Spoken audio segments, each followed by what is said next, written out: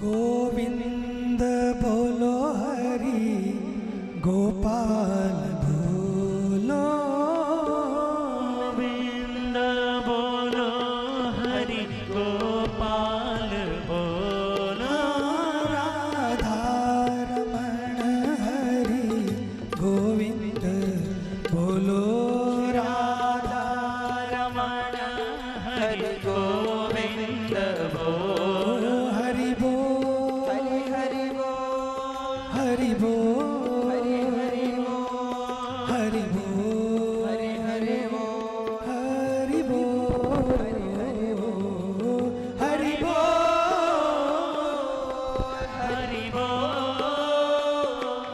हरि बोल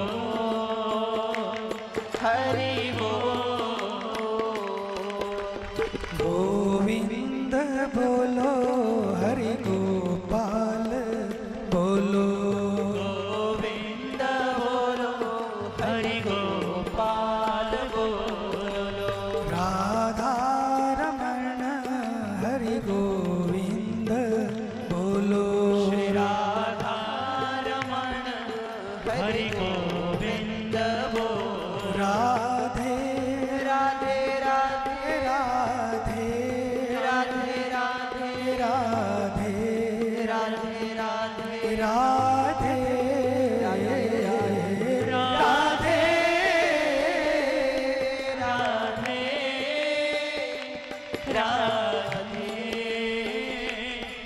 राधे, कृष्ण कृष्ण कृष्ण कृष्ण कृष्ण कृष्ण कृष्ण राधे कृष्ण कृष्ण कृष्ण कृष्ण,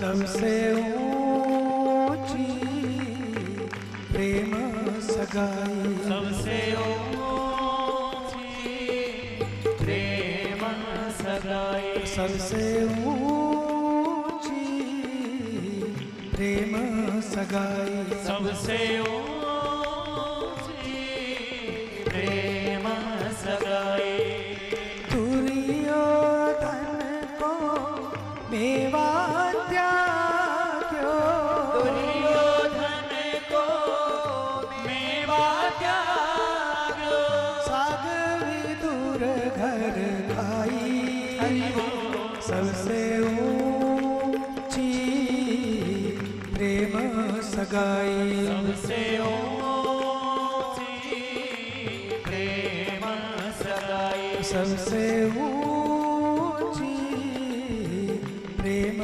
सगाई, सबसे ऊंची प्रेम सगाई, ओ हरे रामा रामा हरे रामा रामा रामा रामा रामा हरे हरे, ओ हरे रामा हरे रामा रामा रामा हरे हरे, ओ हरे कृष्ण कृष्ण हरे कृष्ण कृष्ण कृष्ण कृष्ण कृष्ण हरे हरे, ओ हरे कृष्ण हरे कृष्ण कृष्ण कृष्ण हरे हरे, ओ हरे रामा रामा हरे रामा रामा रामा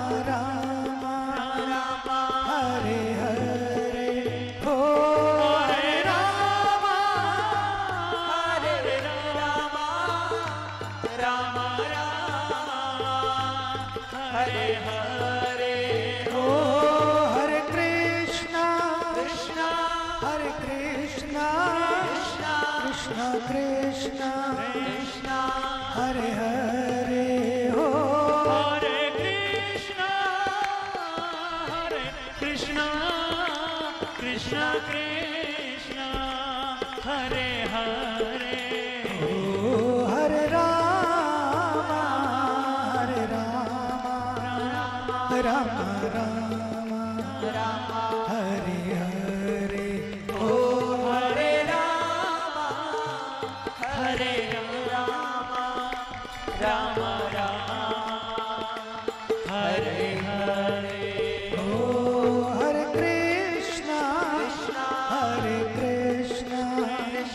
कृष्ण कृष्ण कृष्ण हरे हरे ओ हरे कृष्ण कृष्ण कृष्ण हरे हरे ओ जय माँ गंगे जय माँ गंगे जय माँ गंगे जय माँ गंगे हो जय माँ गंगे जय माँ गंगे जय माँ गंगे हो जय माँ गंगे गंगे जय माँ गंगे गंगे जय माँ गंगे गंगे जय माँ गंगे हो जय माँ गंगे जय माँ गंगे जय माँ गंगे जय माँ गंगे हो हर हर गंगे गंगे हर हर गंगे गंगे हर हर गंगे हो हर हर गंगे हर हर गंगे हर हर गंगे हो हर हर गंगे गंगे माँ गंगे माँ गंगे माँ गंगे माँ गंगे माँ गंगे माँ गंगे माँ गंगे माँ गंगे माँ गंगे माँ हे माँ हे माँ हे माँ हे माँ हे माँ हे माँ हे माँ हे माँ हे माँ हे माँ हे माँ हे माँ बोले सर्वेश्वर भगवान की जय गंगा मैया की जय भारत माता की जय धरती माता की जय हर हर महादेव।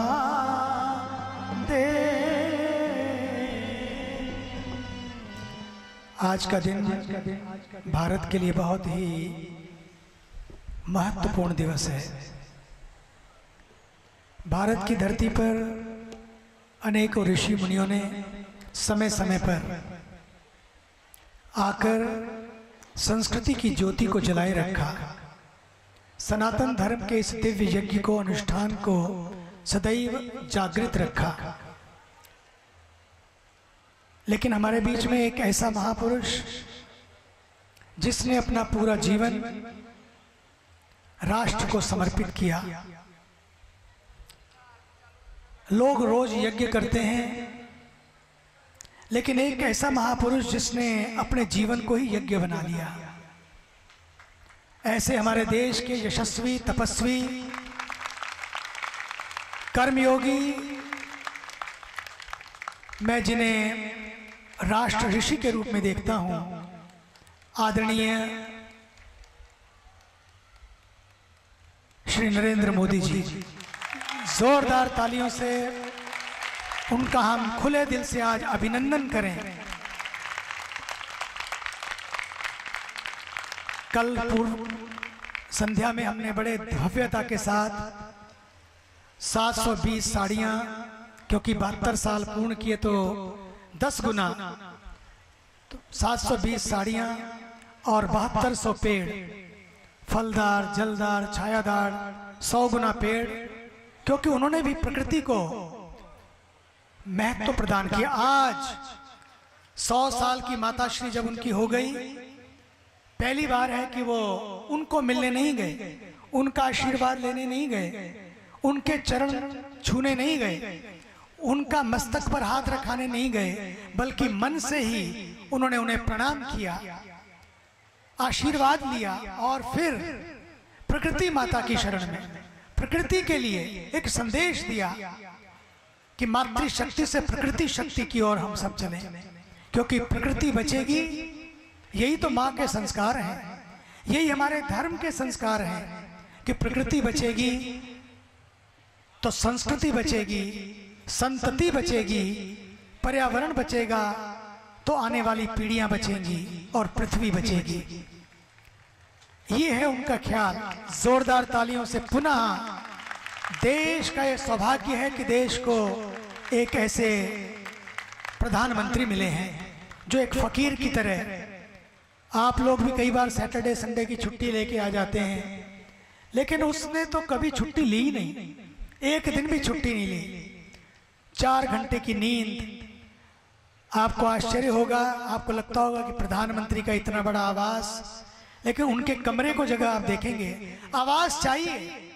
इसलिए चाहिए क्योंकि पूरे विश्व से जो लोग दूसरे देशों के राष्ट्राध्यक्ष आते हैं उनके साथ बैठना है, उनके साथ चर्चा करनी है, लेकिन अपने लिए अंदर कमरे में जाते हैं तो जमीन पर सोकर 4 घंटे की नींद लेकर रात को 1 बजे, 2 बजे, 1:30 बजे, 12 बजे जब भी सोने को मिलता है, प्रातःकाल ब्रह्म वेला में उठकर योग करते हुए, ध्यान करते हुए, प्राणायाम करते हुए, सूक्ष्म आहार करते हुए, ऋषियों की तरह जीते हुए इस राष्ट्र की सेवा कर रहे हैं। ये सचमुच हम सबका सौभाग्य है। आज उनकी माता श्री को भी प्रणाम, जिन्होंने ऐसे लाल को पैदा किया, जिसने भारत माता के भाल को इतनी ऊंचाइयां प्रदान की हैं।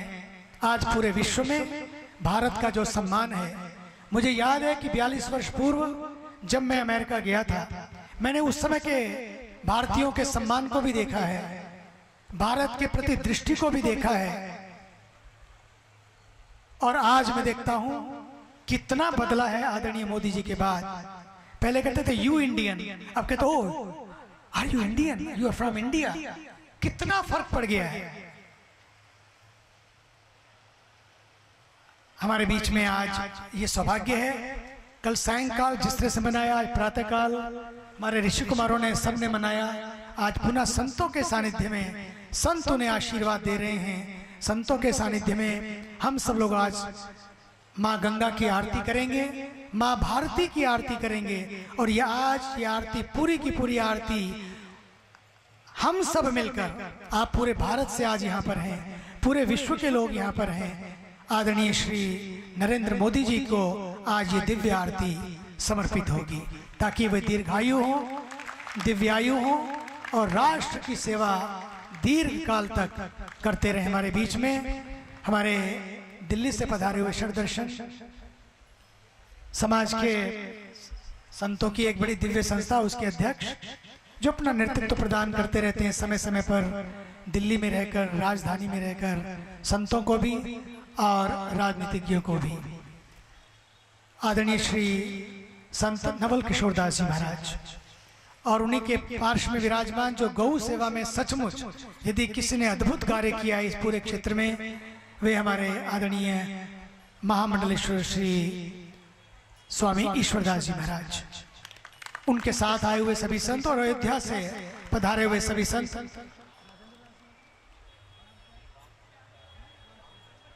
और हमारे आदरणीय अयोध्या से पधारे संत श्री राम सुमन दास जी महाराज, और हमारे सच्चा बाबा आश्रम से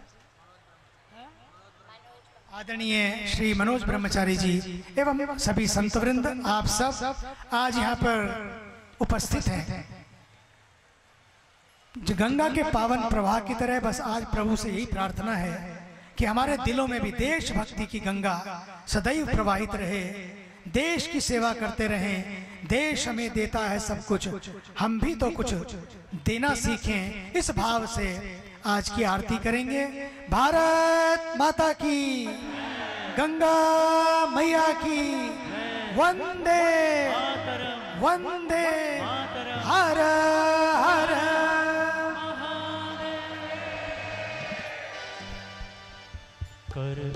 एक मिनट।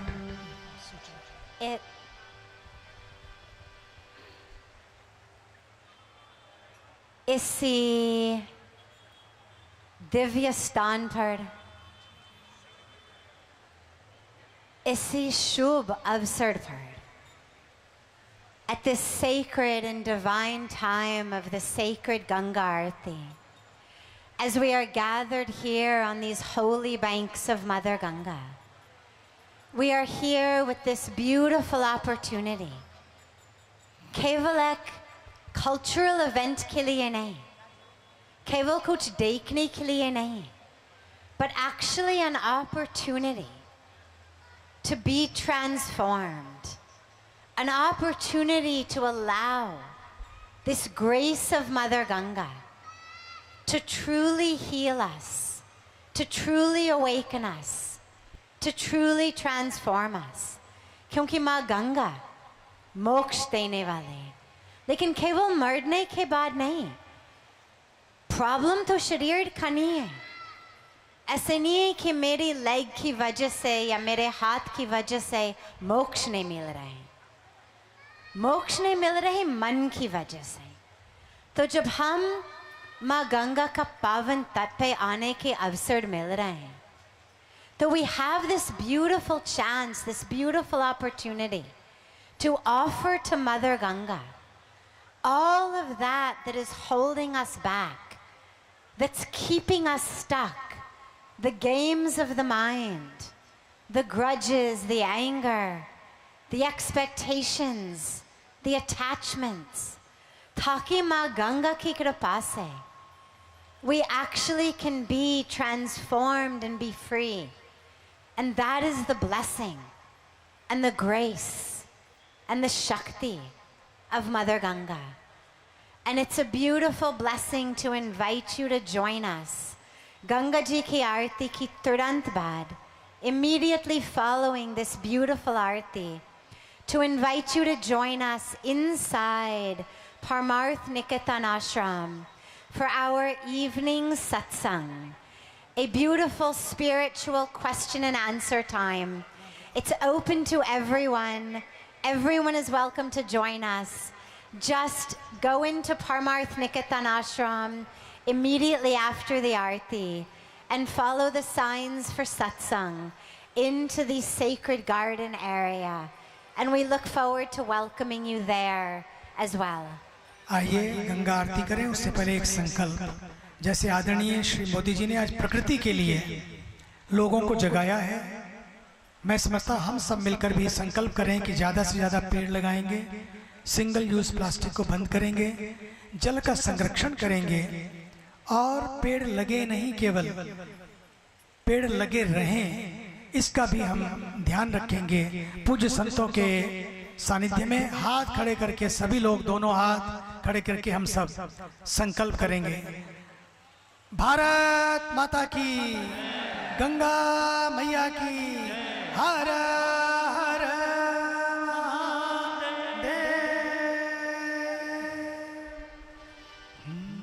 कर्पूर गौरम करुणावतारम संसार सारम भुजगेन्द्रहारम सदा वसंतम हृदयारविंदे सदा वसंतम हृदयारविंदे भवं भवानी सहितं नमामि. भवं भवानी सहितं नमामि. भवं भवानी सहितं नमामि. जय गंगे माता मैया, जय गंगे माता, जो नर तुमको ध्याता, जो नर मैया जी को ध्याता, मन वांछित फल पाता. ओम जय गंगे माता.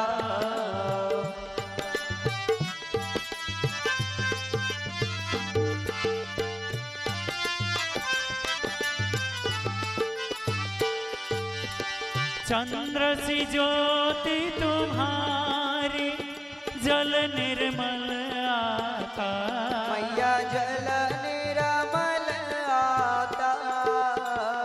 शरण पड़े जो तेरी, शरण पड़े जो तेरी, सुख पाता।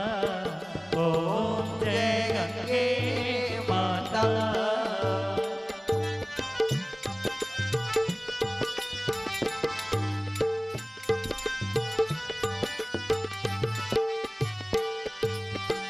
एक ही बार जो तेरी शरणागति आता, मैया शरणागति आता। यम के त्रास मिटा कर, यम के कष्ट मिटा कर परम गति पाता। ओम जय गंगे माता।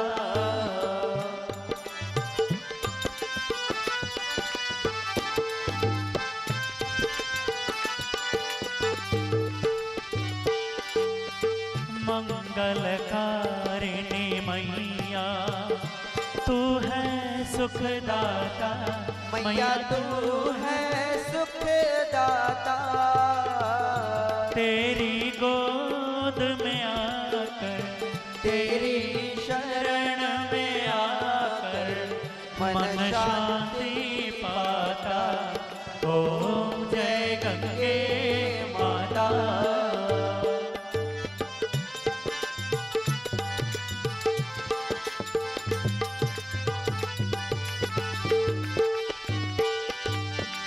आरती मात तुम्हारी जो जन नित गाता। मैया प्रेम सहित गाता। दास वही है सहज में, भक्त वही है सहज में मुक्ति को पाता। ओम जय गंगे माता। जय गंगे माता।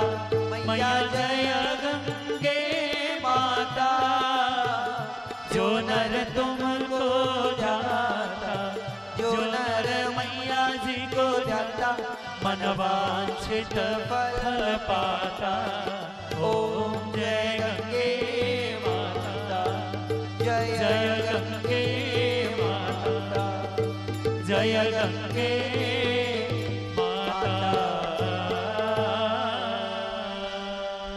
त्वमेव माता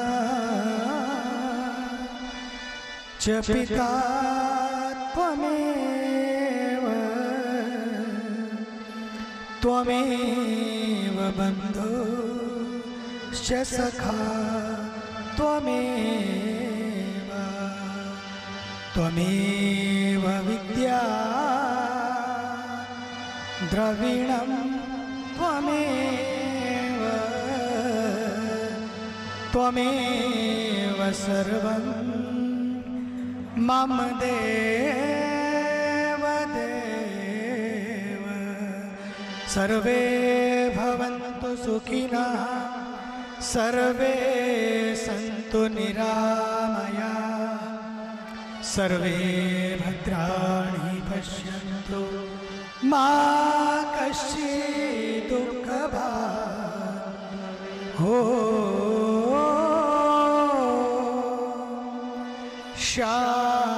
शान्तिः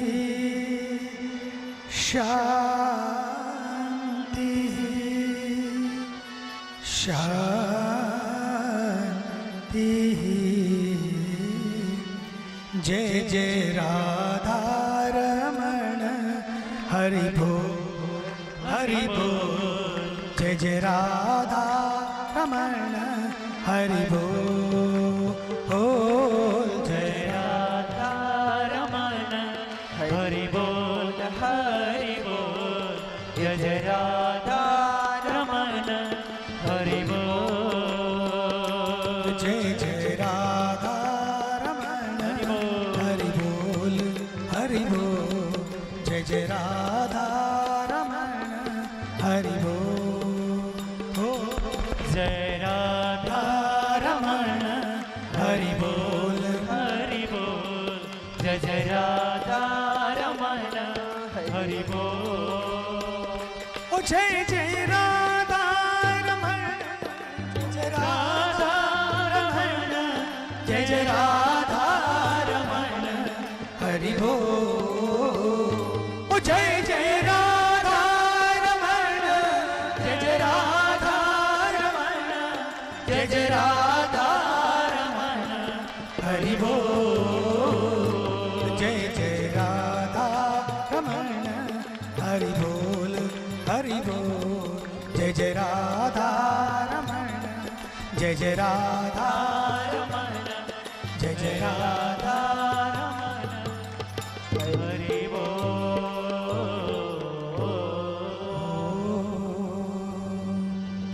पूर्णमदः पूर्णमिदं पूर्णात् पूर्णमुदच्यते पूर्णस्य पूर्णमादाय पूर्णमेवावशिष्यते। ॐ शान्तिः शान्तिः शान्तिः। सबसे पहले ये दिव्य पौधा रुद्राक्ष का हमने ये सोचा कि सबसे बड़ी गिफ्ट है पौधे देना। और इस समय तो श्राद्ध पर्व है। श्राद्ध में दो चीज़ों का ध्यान कि हम ऐसा कुछ ना करें कि हमारी नदियों का हमारी श्रद्धा श्राद्ध कर दे। दूसरा, पेड़े बहुत बांटे हमने, पेड़े बहुत खिलाए पितरों को। अब पेड़े नहीं बल्कि पेड़ बांटे। जो पूजा कराएं पंडित जी उनको भी पेड़ दें, उनके लिए भी भला होगा, पितरों को भी अच्छा लगेगा। और फलदार पेड़ दें। पिताजी जाते जाते भी बड़े होकर पेड़ के रूप में फल प्रदान करेंगे, छाया प्रदान करेंगे। इसको ले लीजिए भैया, आरती को ले लीजिए। पहले सबसे पहले हमारे आदरणीय महामंडलेश्वर स्वामी महंत श्री नवल किशोर दास जी महाराज।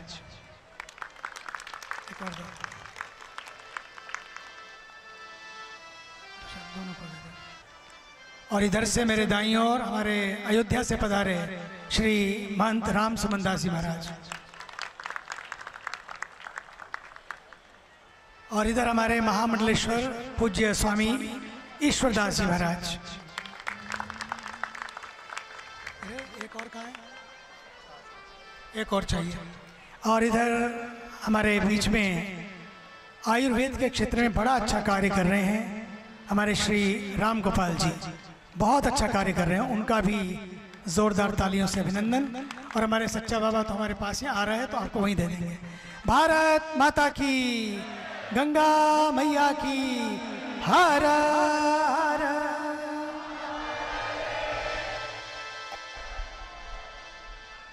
जिसका न कोई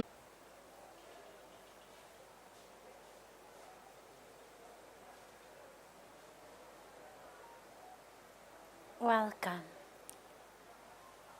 to Satsang.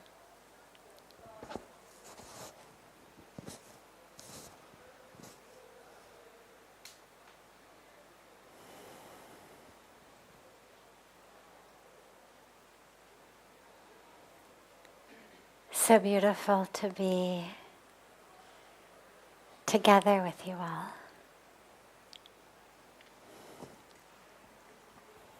We'll start as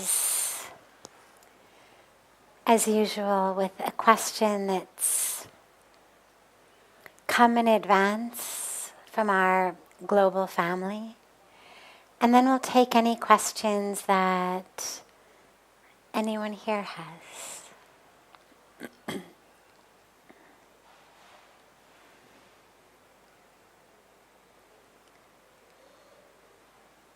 Can you meditate while doing other things? Absolutely. Now, we need to have a time every day, ideally twice a day, morning and evening, but minimum at least once a day, in which you're having just a seated meditative practice. when you're not doing other things, when you're just able to be 100% anchored and grounded and focused on that meditation. Whether you meditate on your breath or you meditate on a mantra, whatever the focus of your meditation is, at least once a day make sure that you are doing what we would consider traditional meditation. You're sitting down on the ground or on a chair, your eyes are closed or ever so slightly open, softly focused in front of you. And you are consciously drawing the awareness. Whether you are drawing it just as awareness, just to be aware, whether you're simply anchoring in that mindful awareness, or whether you are drawing that awareness onto your breath, onto a mantra, onto a prayer or a name of God. Whatever it may be, make sure that you've got that time. But the rest of the day presents us with beautiful opportunities to keep meditating. It makes life actually so much nicer. I mean, you think, let's say you've got to do the dishes, okay? Now there's two ways to do the dishes. One way is, oh my God, I hate this. I can't believe I've got to do the dishes. Let me just do this really fast because I've got so many other things I want to be doing. Why am I always the one who has to do it? Why does he not do it or she doesn't do it? Not fair. That's one way of doing the dishes. It's a task, it's a job. You don't enjoy it, you don't like doing it. You'd rather that someone else does it. And basically the goal is just to get through it as quickly as you can so you can do what you enjoy doing instead. Another way to do the dishes is as you are doing it, to allow that sensation of the warm sudsy water, that sound of the flowing water, that very simple task that doesn't actually require the brain to be too focused on it. You don't have to really direct a lot of brain cells on the dishes. It's pretty manual and simple. And so you really can just allow yourself to be absorbed fully in that beautiful awareness of that moment. The way that the warm water feels, the way the suds feel, the way the sound of the rushing water sounds, that repetitive motion. And it actually provides a beautiful background for meditation. And so then washing dishes becomes a meditative experience. When you walk, a lot of us walk as quickly as we can to get where we're going as fast as we can. A lot of us try to multitask when we walk, right? If you've got to go a little while, we've got our phones out, we might as well get some work done while we're walking. Well, not only is that incredibly physically dangerous, because you're very likely to trip and fall or bang into something, but under the guise of being more effective, right? We think, why even waste the moments I'm walking? Let's put them to use. I can get some work done. Make that call, send that message. Instead of that, can I use that as my meditation time? Can I do walking meditation? And it doesn't mean that you have to walk very, very slowly. Sometimes you've got a limited amount of minutes to reach where you're going. You can be meditative at whatever speed you're walking. It's certainly easier if you're slow. But at any speed, the mind can be absorbed just in the full awareness of what you're doing. The left heel is down, then the left ball of the foot is up. Then the left heel comes up, the right heel goes down. The right ball of the foot goes down. Then the right heel comes up, the left heel goes down. There's a shift in the weight of my body from front to back, from left to right. There's a shift in the movement of my arms. As I move from one foot to another, changing the weight, well, my arms shift. There's this whole beautiful experience that we can just become aware of. We can become aware of our breath as we walk. How are we breathing? And so walking can become a meditation.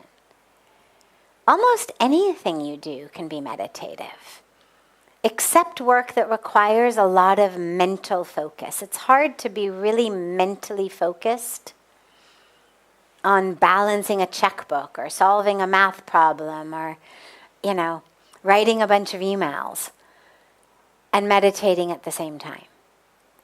But all of the stuff that's just of the body, we're walking, we're cooking, we're cleaning, all of that can and should be used as an opportunity to be really meditative. And even when you're working with your mind, there's the ability to reach a state where you're the one aware that thinking is happening. You're the one aware that math is being done. You're the one aware that sentences are being formulated and typed and written. And so then you even can be meditative doing those things. But in the beginning, just allow all of the things that don't require all of your mental focus. Use them as opportunities to meditate. At the end of the day, and certainly at the end of your life, you're going to be much more satisfied with all those moments that you chose to use to meditate while you walk, while you clean, while you cook, while you move through the world, rather than using them to get all of your phone calls and messages done. I know the temptation is there. I've got these 10 things I've got to do. I've got no time to do them. I've got a 10-minute walk. I can make 3 phone calls. The temptation is there. But allow yourself not to be tempted. And to instead see that time as a precious opportunity to meditate.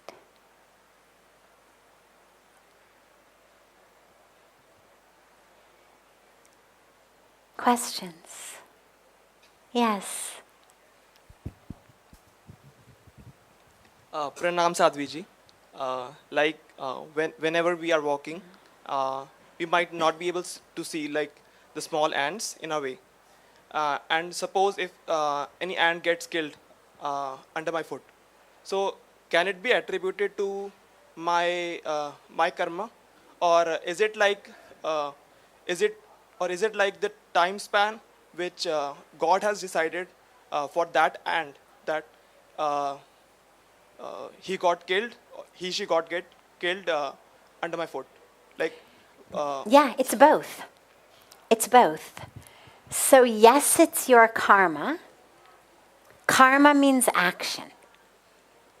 So your action of stepping on an ant that you didn't see while you were walking and killing it, that action of doing it is going to have what we call karmic fruit. the repercussions of that action. So whatever the repercussions of that action may be, they will come to you because of that action that you have done. Now, the universe is really very kind and very forgiving, and especially at this time of Kali Yuga, when we're all so shrouded in darkness, that there's a lot of different ways in which we get help from the universe, help from the way that karma works in this yuga compared to other yugas.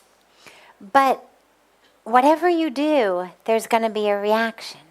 There's going to be a karmic response. Now, I think what you meant when you say, was it my karma, meaning, was it predestined that I was going to step on this ant?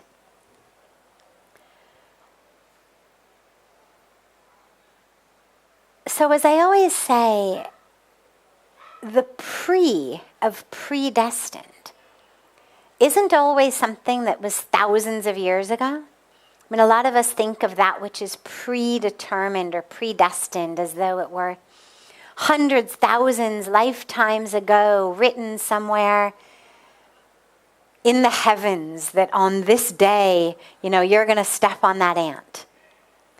Well, not necessarily. It may simply have been predestined when you set off on that walk mindlessly, in the midst of stress, in the midst of anger. Your mind is going 1,000,000 miles an hour. You're thinking about that person who was rude to you. What are you going to say to them the next time you see them? Or you're thinking about this thing at work that's not working. How can you figure that out? So your mind is going all over the place. You've lost your mindfulness. You've lost your awareness. You've lost your grounding in the present moment.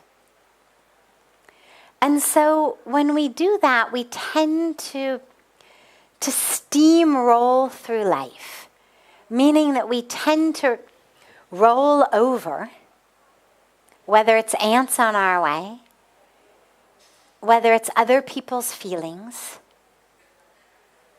We tend to cause injury when we are not really fully aware and anchored and grounded in that moment. So the pre of the predestined, of you stepping on the ant, may have been determined 5 minutes ago rather than 5,000 years ago.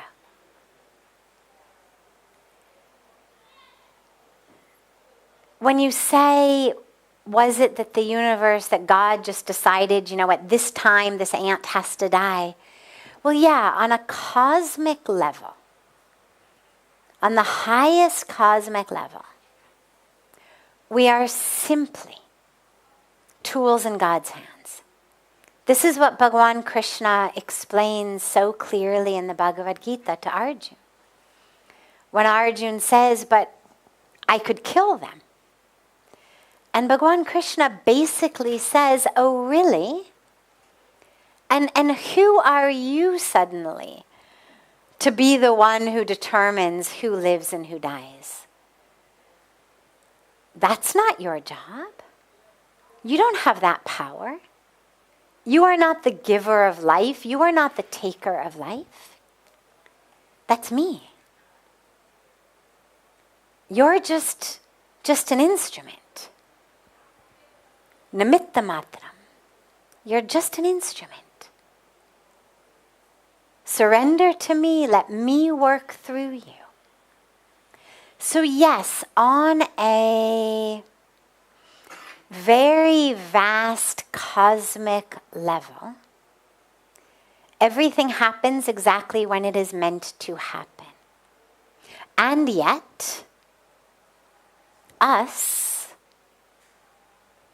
in our ever increasing consciousness, mindfulness, compassion, awareness, love is an integral part of that perfection of the universe. When we think about this perfection of God and perfection of the universe, and it's all happening, whatever's supposed to happen, and so I'm just sort of a pawn in all of this. Well, that isn't true. You, in this particular karmic incarnation, with your mind, your inclination toward meditation, toward sadhana, toward satsang, toward introspection, that will blossom into wisdom, into compassion, into awakening, into healing for you and others. That is part of the perfection of the universe. It's not the universe is perfect minus you. You just have to sit on the couch and eat potato chips because the universe is perfect anyway. Each of us is a critical part of the perfection of the universe. Meaning, you becoming conscious of how you walk, how you move through the world, how you eat, what you eat, how you dress, what you wear, what you buy, how you speak, how you live, how you interact with others. That is part of the perfection of the universe. And that's where it's about each of us having to play our own perfect role perfectly. Because that's what enables the universe to be perfect. And so you having this thought is going to make you much more conscious when you walk in the future. I mean, there's, if you look at the lineage of Jain saints, for example, the ones who walk everywhere.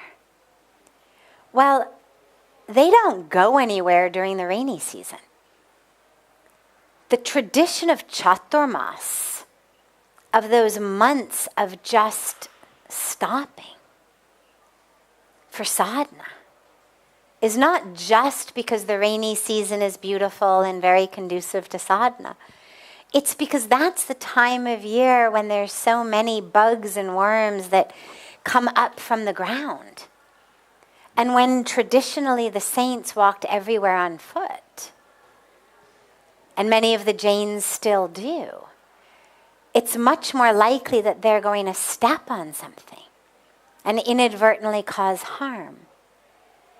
And so that's why they don't move in those months.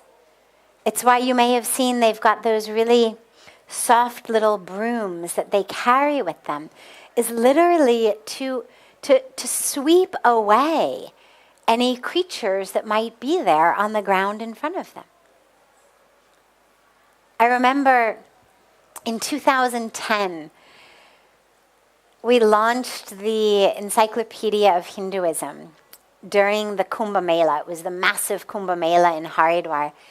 And His Holiness the Dalai Lama came. And he stayed 2 days with us here at the ashram, and we had this beautiful function in Haridwar. And I was sitting just behind His Holiness. He was sitting right next to Puja Swamiji, and I was just sitting right behind them. And I kept seeing His Holiness bend down. He kept bending down. And I'm thinking, that's odd. Like, why does His Holiness keep bending down? And I found out later that actually what was happening was he kept bending down to pick up little tiny caterpillars or other critters that were on the ground in front of him. And he would hand them to his guard who was standing, at the foot of the stage, because wherever His Holiness the Dalai Lama goes, obviously they've got his guard. So he would just pick it up and hand it to his guard to move it out of the way. Now you think, here he is sitting on this massive stage in the middle of the Kumbh Mela, this huge event, all of the biggest saints of India, I mean, hundreds of person stage, huge thing, live TV, everything's going on. But what's he focused on? The little caterpillars on the stage. Because people kept standing up to walk to the mic. And he didn't want anybody to step on any of the little bugs, so he would just bend down. You know, I mean, it was 12 years ago, but he still wasn't a young man. He's late 80s now. But he kept bending over to do it because of that awareness. It would be so easy to say, well, I guess if someone steps on him, it's just his time to go. I guess it was the caterpillar's karma to get squashed. But what he knows is it's his dharma as this embodiment of compassion to act out of compassion. Regardless of what the caterpillar's karmic dues may be. He's the Dalai Lama. He's going to always move in compassion. And it's such a beautiful model for us. Yeah, it may be the ant's time to go. But maybe it was the ant's time to go until the perfection of my compassion and awareness came in to move him out of the way. Never underestimate the power of your role in bringing about much better outcomes than might have happened without your role. Never allow yourself to just get complacent in this, well, I guess it must be their karma to be poor, I guess it must be his karma to die, I guess it must be the caterpillar's karma to get squashed.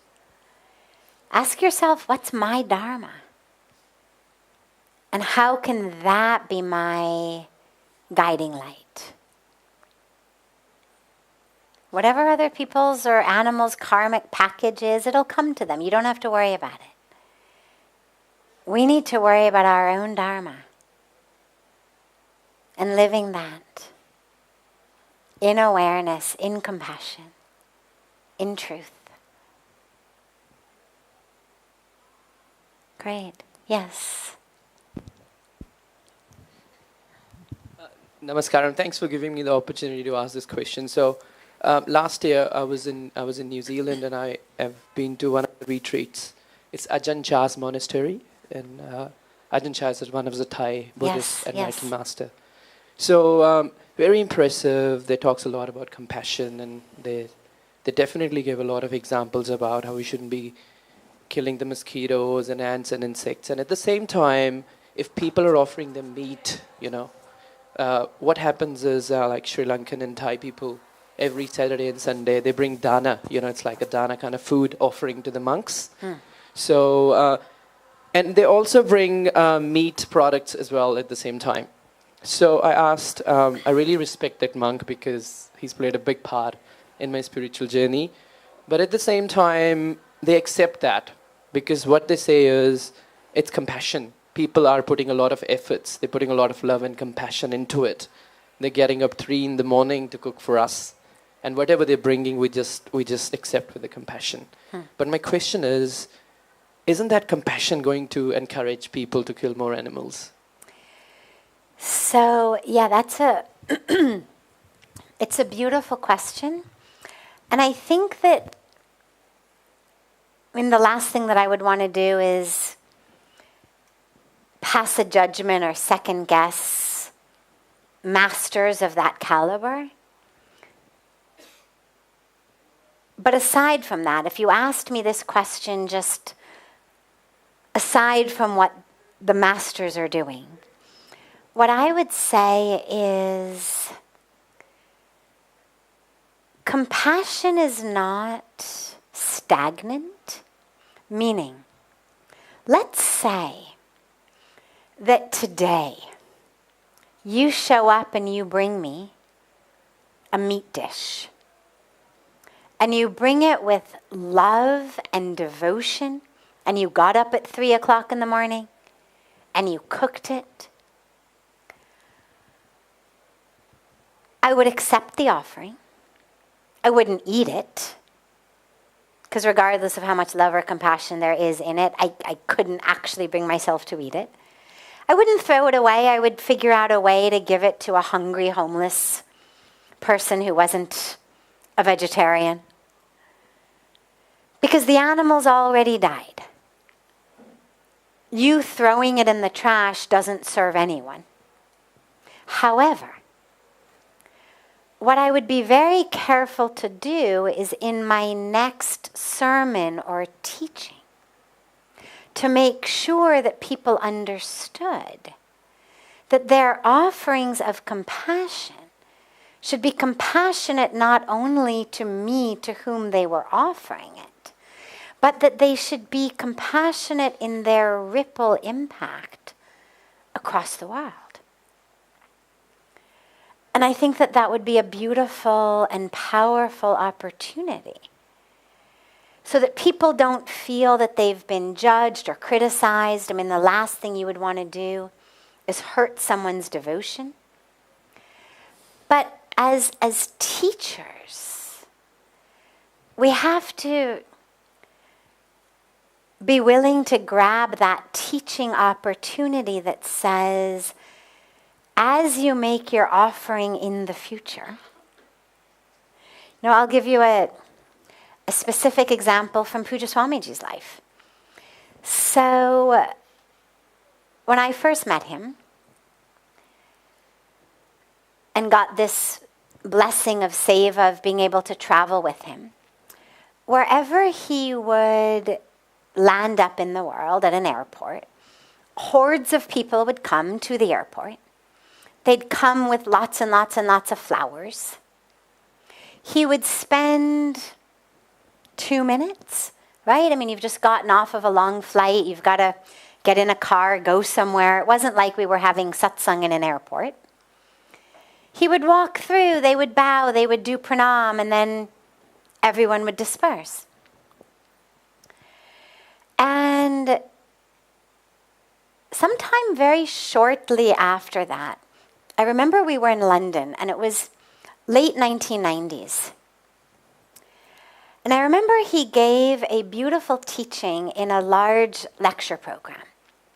People had arrived at the airport that morning, same thing. He had accepted the flowers with love. He had greeted everybody with love and blessings. But in the lecture that night, he said, look, it costs you people at least £5 to park your car. Let's say even on 50 people come. So that's £250 of parking. Petrol to get to Heathrow from wherever you're coming in from. That's another expense. Everybody gets in at least half an hour before the flight arrives. You drive through traffic. You're spending a good 3 hours minimum.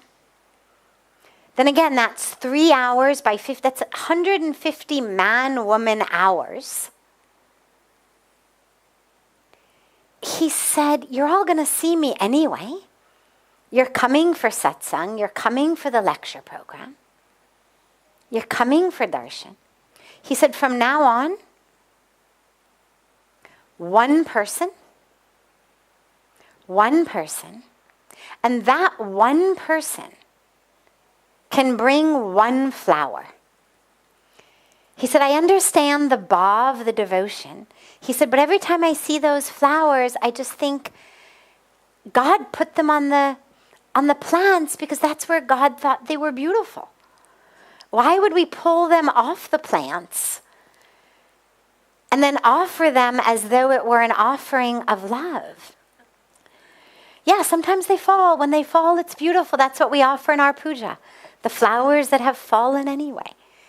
But when you buy a bouquet in the market, those are not flowers that have fallen on their own. So he made a rule, one person, one flower. The only adjustment that he's ever made to that in all these years was, after 9/11, they no longer let you leave your car at the curb and come in. You know, they started all the new safety things. You're not allowed to stay parked. So he amended it to 1 car, 2 people, 1 flower. So that one person, and because that was the other part of the rule, was you weren't allowed to park. You had to just come. He didn't want the money to be wasted in the parking lot fee. So once the driver of the car was no longer allowed by security to leave the car for a few minutes and come in, he said, fine, 2 people. 1 drives around the airport. The other one comes in to receive me. And then we just walk out on the curb and sit in the car. So it's a perfect example of receiving it with love. He didn't say in the airport, my God, you people, what have you done? You've wasted your morning. He received it with love, but then he used it as a teaching opportunity of how to make better use of your money, of your time. And I think that that could be done. And to me, that would be an important thing to be done. You know, my parents used to have cats. And the cats would bring home dead birds or dead lizards. And, I mean, it was awful. It was nauseating. But, you know, you'd wake up some morning and on the staircase landing, there'd be some dead bird with the cat sitting next to it, like, look what I brought home, you know, good morning, happy birthday. And it was awful. And yet you realize, well, this is a cat. This is what cats do. And you're not going to teach the cat not to do that. Eventually, they made them inside cats, so they stopped going out altogether. But the point is, people are not animals. People can learn. We don't have to resign ourselves to the idea that our community is just like animals who bring home dead birds because that's what they do. We have the ability to actually guide them, not only into what they bring, but also, therefore, into what they eat and their diets. So I would think that would be a powerful opportunity for a teaching in compassion.